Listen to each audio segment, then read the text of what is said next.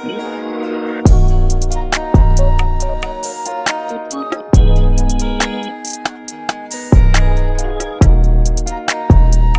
going on, guys? Pegasus and the Wise guys. Got Prankids, so we're gonna cover these guys. Gonna cover the Prankids. Shout out to Mark holding the camera. You know, he helped me out building it. Shout out to Headass, Chris, wherever Chris is. Wherever Chris is, shout out to him. Shout out to the Wise All right, guys. let's get started. So playing Prankids, you play Roxy's. Roxy's is the draw one. Super lit. He's a level 4. You can also play him in Emancipator, which there's a build, and I'll be working on it, and I'll do it at sometime in the coming week.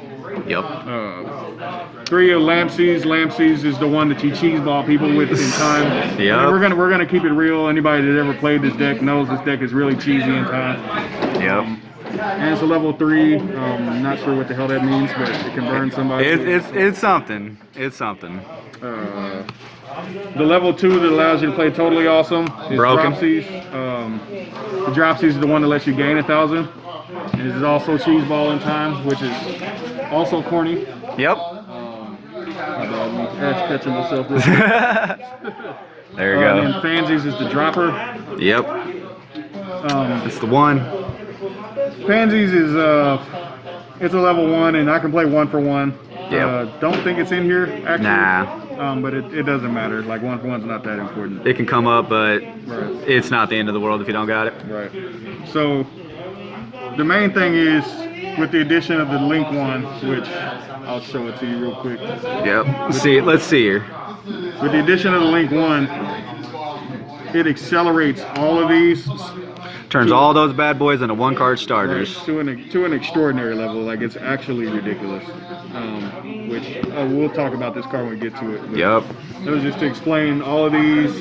The deck is fast, but it got faster because of that Link. It's the fastest way to say it. All the deck ever needed was a 1-card starter, and they got it and more. They got it in spades. See what we got. To round out the cards that you actually summon, Parallel Exceed, because it helps you chain block that Link one that you just saw. There's not really much to say else besides that. There is something in the deck too that comes up with it, which is pretty good too. As far as the hand traps, Ash Blossom isn't good right now. These are the end. I don't think there's really much to talk about. Droll claps the top 2 decks. And then Nibiru is Nibiru. And I feel like these are the most impactful. I think everybody knows that. And shout out to Brady. He actually has a math thing where he he has a breakdown of like the hand trap ratios and the correct percentages and all that stuff. And those are the correct hand traps and those are the correct percentages in this deck because you want to get to the point. Prankids place to search stuff. There's cards nuts. You know, it's sound like somebody fell down the stairs. Pandemonium, the quick play. Focus. There's not much to say about some of these cards. It's just like quick play fusion. You guys can look at it for yourself. Polymerization. Broken. Using the original anime art, by the way. Right. You can play invocation. Polymerization is just polymerization. So what? Don't think you need more than 4 ways to fuse, but you can add 1. I think 5 might be correct. 4 might be correct. It goes back and forth. And then getting into the where you start messing with your opponent. Your opponent has to interact with this deck. At some point, you have to interact with them. And so, because they do that, and this deck can't get stopped off of 1 interaction. You know, it's not like Orcus where it dies to 1 hand trap. Talents is like absolutely like nuts in the deck because it's gonna get you to something. Whether you want to look at their hand and play around them, or you want to draw 2 cards, or or you want to take a monster and do something with it, you can. It's there. It's options. Pranks is actually another copy to go for the Link. Doesn't say anything about tokens, so you create a token and then you do something with that. Called by the Grave. Power 1-ofs. Also the last fusion. This is the last fusion I was playing. I actually forgot about that. Thunder Dragon Fusion, just because the battle, I think Battle Butler is the one that's, he's a Thunder. So Battle Butler's the Thunder, so this is why you actually play this. These two, they go together. really not much to say besides that. And then Call by the Grave is Call by the Grave. Power 1-0s. And then Upstart, Instant Fusion for the Rocket. Yep. Terraforming for the Place. You can play Mystic Mind, Fusion Recycling Plant, Set Rotation. You can play more of the field spell stuff, but it is what it is. And then this is the Mark special. Yep. His recommendation. Because he's playing Reflation, because this card is actually a problem. Yep. It's relevant and it's worth attempting to play, and then just build it up to your preferences. Is mine. Right. Prankids plan. I feel like 2 is correct, but again, this is like a preliminary build. It's all subject to change at the moment. All the text and ratios are just kind of there. No side deck because it's not doing all that. I'll actually let Mark explain these. All right, so what you got with Battle Butler here?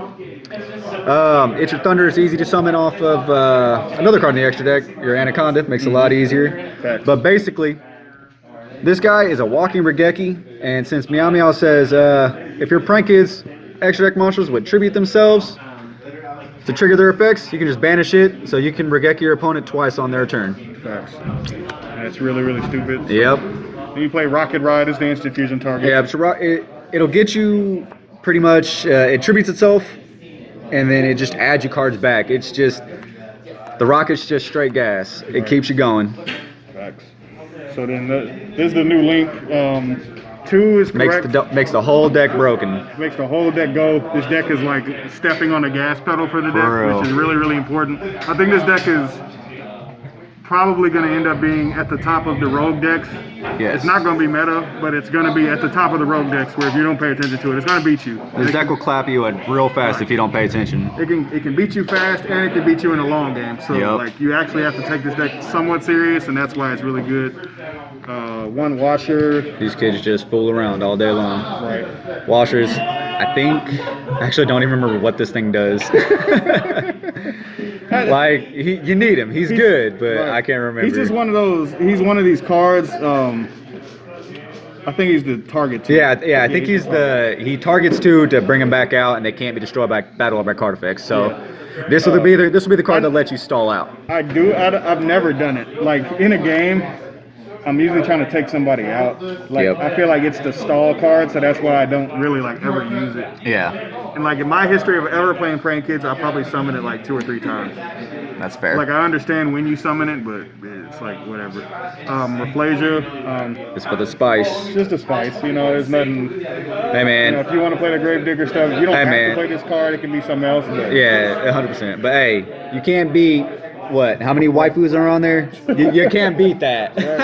Right, that's facts. Totally awesome. Everybody knows about Totally Awesome because of the water. He's a level 2. In case you didn't see that, he's a level 2. So that's how you do that. Level 2 water. Toad's broken. Right. He was at 1 for a reason. So you can organize your hand to summon.